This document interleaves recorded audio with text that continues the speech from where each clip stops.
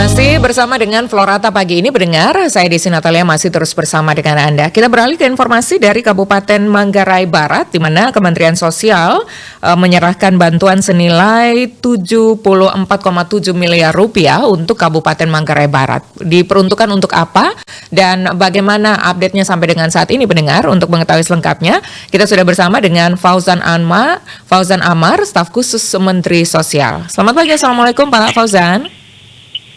Selamat pagi Mbak, waalaikumsalam. Apa kabar, sehat Pak ya? Alhamdulillah sehat Mbak. Baik, ada 74,7 miliar rupiah begitu kurang lebihnya. Mohon disampaikan Pak kalau memang kurang tepat nilainya 74,7 miliar rupiah ini benar ya untuk Kabupaten Manggarai Barat begitu Pak Fauzan?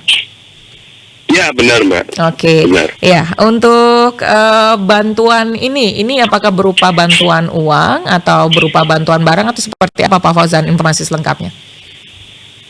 Ya tentu saja bantuan yang diberikan itu sesuai tugas dan fungsi Kementerian Sosial, yakni dalam tugas untuk peningkatan kesejahteraan sosial. Jadi ada nilainya 74,7 miliar ya. Ini merupakan bagian dari kemitraan kerja antara Komisi 8 DPR RI dan juga Kementerian Sosial, di mana Komisi 8 DPR RI itu merupakan mitra kerjanya Kementerian Sosial. Ini merupakan aspirasi yang disampaikan oleh Komisi 8 terhadap kondisi yang ada di Kabupaten Manggarai Barat, Nusa Tenggara Timur. Nah, jadi memang salah satu tugas daripada Kementerian Sosial itu kan memang menyalurkan atau meneruskan apa yang menjadi aspirasi dari mitra kerjanya, yakni anggota DPR RI. Okay.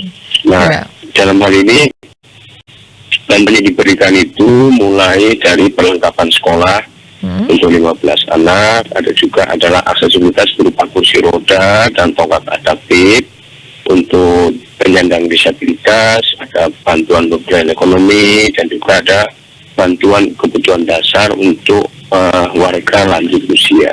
Kemudian kita juga, karena Manggarai itu juga sering juga terjadi bencana, kita menyediakan namanya lumbung sosial ya. Di situ kami memberikan logistik termasuk bantuan logistik sebagai buffer stock siap siaga bencana di bidang logistik Dinas Sosial Kabupaten Manggarai. Jadi demikian, apabila nanti terjadi bencana yang ada di Manggarai itu dapat segera dibantu masyarakat sekitar tanpa harus menunggu bantuan yang datang. Ya, ini akan lebih cepat tertangani. Okay. Kita juga ada bantuan untuk program keserasian sosial ya, yang di Desa Bandong, Kecamatan Jember Selatan, serta ada bantuan untuk program Keluarga Harapan ya.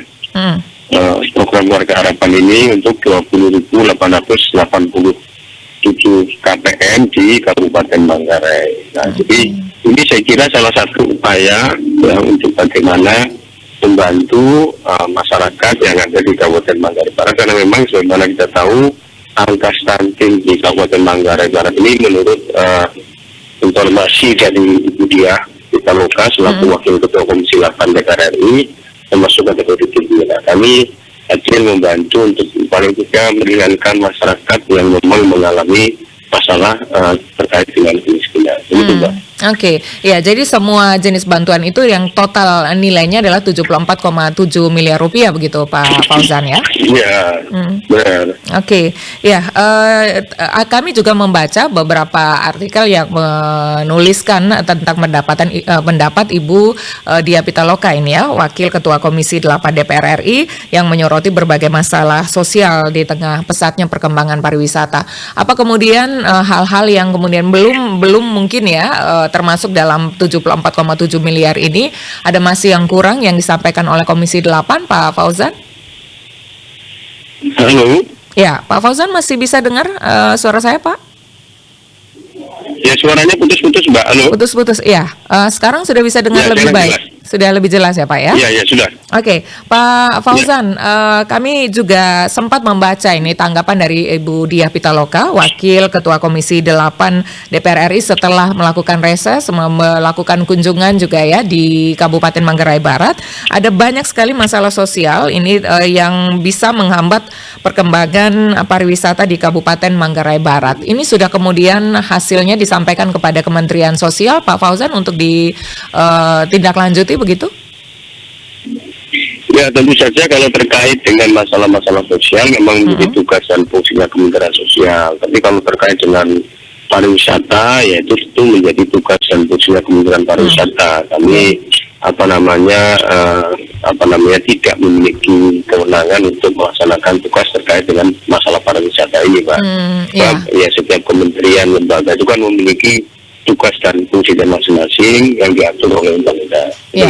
Yang dimaksud Ibu Diah Pitaloka tadi adalah masalah sosial di tengah pesatnya perkembangan pariwisata. Jadi ada stunting, penanganan ODGJ dan lain-lainnya yang ini dirasa belum terlalu optimal di Kabupaten Manggarai Barat.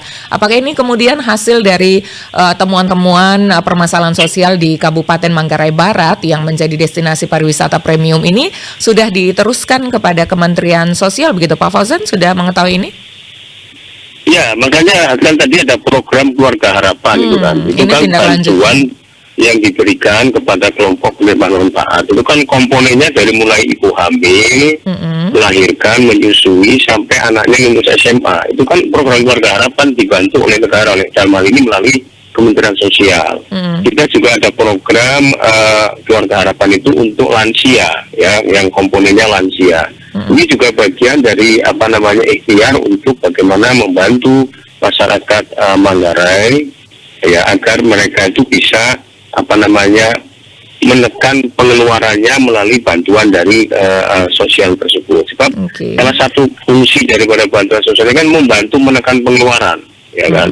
Nah, sehingga dengan demikian seharusnya masyarakat itu karena kebutuhannya itu adalah banyak, tapi ketika kemudian dibantu oleh pemerintah dalam hal ini melalui program Keluarga Harapan, setidaknya beban pengeluarannya itu menjadi berkurang. Misalnya, ya kalau orang yang tua yang memiliki anak itu adalah komponen anak sekolah, mereka kan dapat program Keluarga Harapan ya. Sebenarnya kan ada juga program Indonesia Pintar dari Kementerian Pendidikan dan Kebudayaan. Jadi sebenarnya kalau ini dilakukan secara bersama-sama, sinergisitas antara berbagai macam kementerian dan lembaga, saya yakin dan percaya bahwa masalah-masalah yang ada di Manggarai ini akan segera teratasi gitu, Mbak. Oke, iya Pak Fauzan terakhir ini ya, walaupun dana sudah secara rutin digelontorkan untuk berbagai kabupaten, tetapi juga masih ada temuan bahwa masih kurang optimal. Masalah yang muncul kemudian disampaikan setelah ada kunjungan dari DPR, apa yang menyebabkan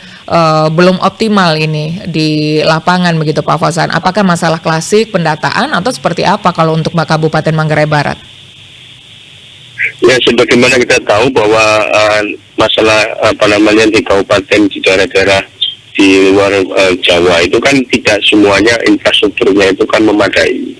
Salah satu tantangan misalnya di dalam penyaluran bantuan sosial di daerah-daerah yang seperti Manggarai ini, saya pernah berkunjung ke sana sekitar tahun 2004 saya pernah ke sana. Itu memang infrastrukturnya kan belum sebagus di daerah Jawa.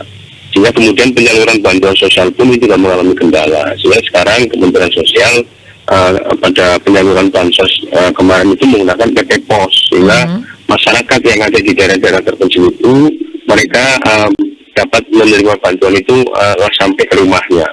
Dibandingkan dengan menggunakan himbara. Bank himbara itu kan mereka harus datang ke bank. Nah, ini juga bagian dari mengatasi kesenjangan tersebut, Mbak. Sehingga diharapkan melalui POS ini, bantuan itu tidak hanya tepat sasaran, tapi juga tepat waktu.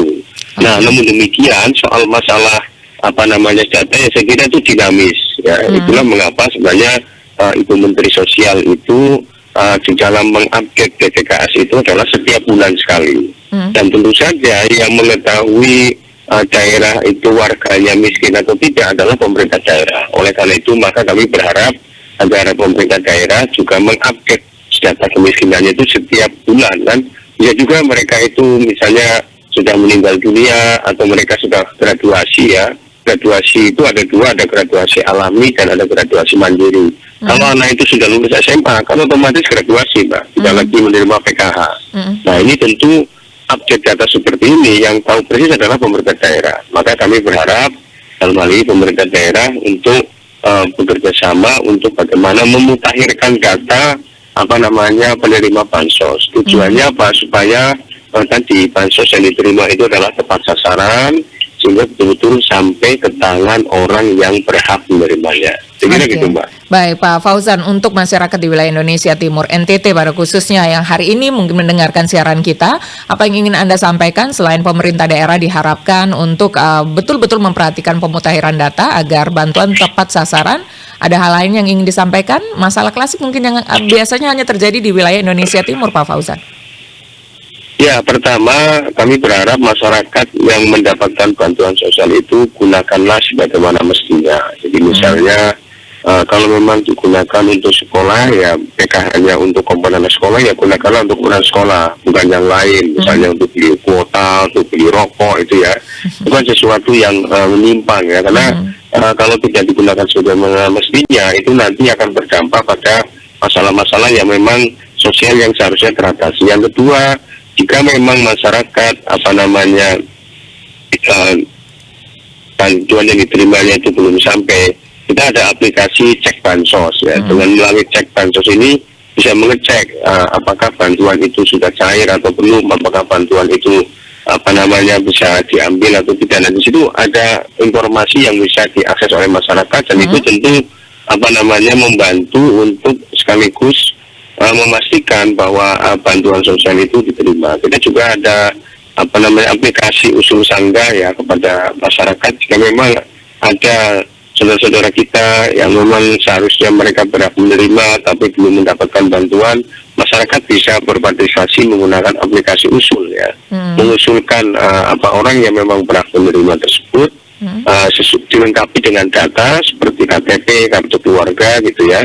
Juga nanti akan dilakukan verifikasi dan validasi, dan jika memang berhak menerima, kita akan menyerahkan pada pemerintah daerah apa betul bahwa orang tersebut memang berhak untuk menerima. Sebab seperti saya sampaikan di dalam undang-undang tentang penanganan fakir miskin, Undang-Undang Nomor 23 Tahun 2011, bahwa usulan itu memang berasal dari daerah, sehingga oleh karena itu sinergisitas antara pemerintah, baik itu pemerintah pusat, pemerintah daerah maupun dengan masyarakat, dan juga adalah pilar-pilar sosial yang ada, ini adalah penting dalam rangka untuk bersama-sama meningkatkan kesejahteraan masyarakat. Gitu, Mbak. Itu harapan kita bersama, Pak Fauzan ya. Terima kasih sudah berbagi informasi dengan Prosata RRI ND, Pak Fauzan. Oke, sama-sama, Mbak. Selamat melanjutkan aktivitasnya. Salam sehat. Assalamualaikum, Pak. Terima kasih. Salam. Bersama kami baru saja staf khusus Menteri Sosial Fauzan Amar menyampaikan Kementerian Sosial Republik Indonesia memberikan bantuan sebesar 74,7 miliar rupiah untuk Kabupaten Manggarai Barat. Untuk informasi ini selengkapnya Anda dapat cek kembali di YouTube channel RRI ND. Pro 1 RRI ND, kanal informasi dan inspirasi.